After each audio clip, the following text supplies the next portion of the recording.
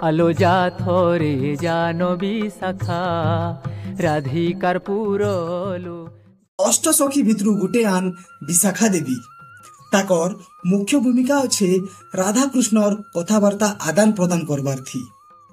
ই লীলা উপরে সুরেশ কুমার ভৈ আজ্ঞা লেখিছন আউ গাইছন। নাই রুচে পখাল পানি রাধা দেলা কয় মোহনী, তার ঠানে বলিছে মন তার বিনা জীবা পরানো। ইন রাধারু দূর ଯିବାର ଦୁଃଖକେ ନିଜର ପ୍ରିୟ ସଖୀ ବିଶାଖାକେ ଜଣାଉଛନ୍।